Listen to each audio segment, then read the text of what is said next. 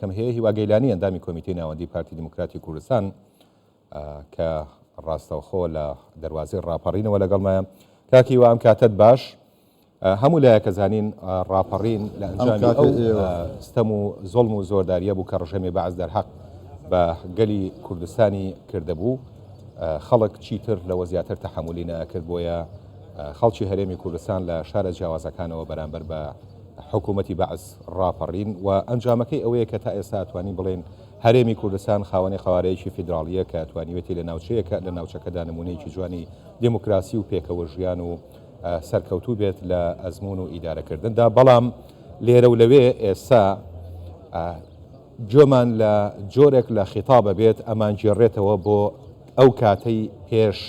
ڕاپەڕین ئەو عەقڵیەتەی پێش ڕاپەڕین چی پێویستە لە سەرمان بیکەین بۆەوەی ئەم بارودۆخە شتێپەڕ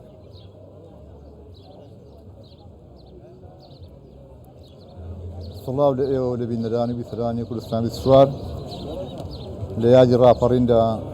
گەرم و گەشتین پیرۆزبایی ئاراستەی خانەوادەی سەربەرزی شەهیدان بەگشتی و شەهیدانی ڕاپەڕین بە تایبەتی دەکەین بۆ سڵاوی تایبەتمان هەیە بۆ سەرۆک بارزانی وەکو ئەندازیار و سەرپەرشتیاری ڕاپەڕین بێگومان 33 ساڵ بەر لە ئەمڕۆ لە ڕانیە یەکەمین چەخماقی ڕاپەڕین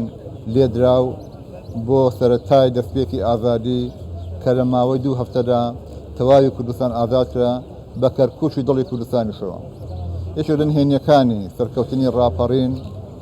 یەکڕێزی هێز و لایەنە سیاسیەکانی کوردستان بوو یەکڕێزی جەماوەری کوردستان بوو بەرهەمی ڕاپەڕین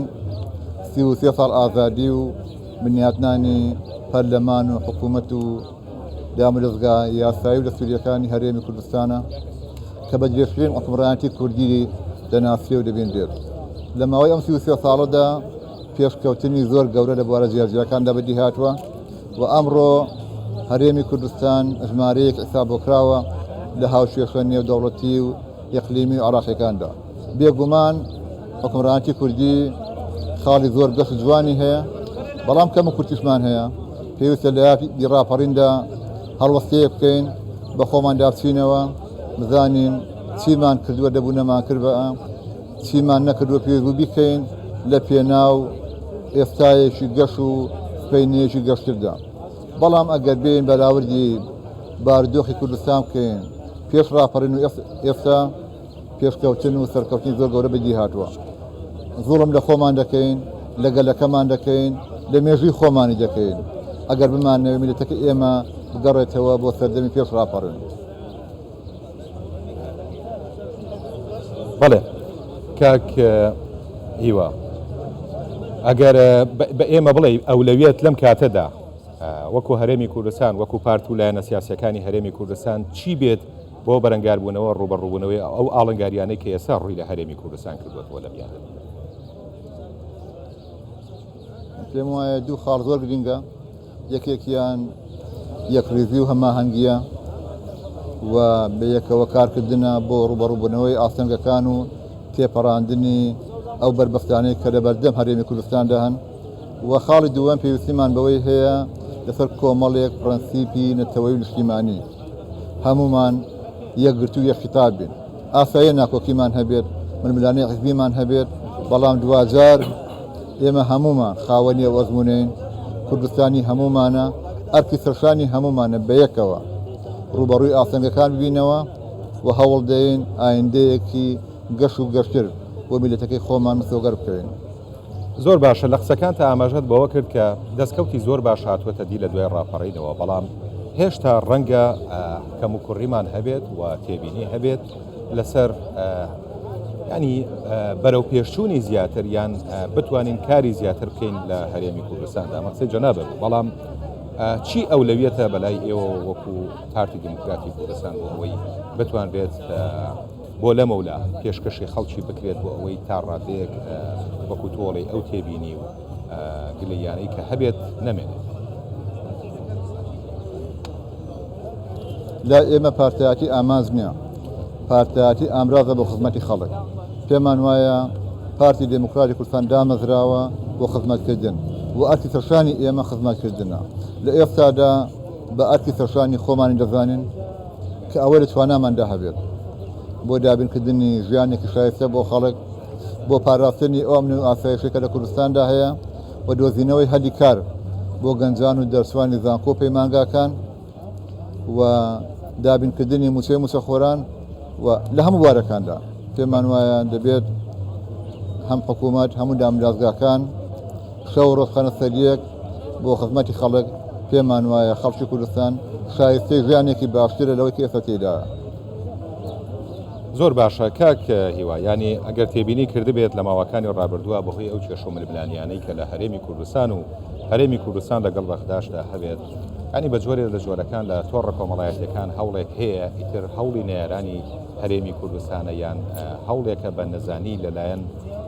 هەندێک پارت و لایەنەوە ئەنجامەدرێت بۆ کاڵکردنەوەی هەستی نەتەوایەتیە لەلایەن تاچی کورد بە تایبەتی گەنجانی کورد. ئەمە تا ڕادەیەک لە تۆڕە کۆمەڵایەتەکان بەرچاوەکەوێت.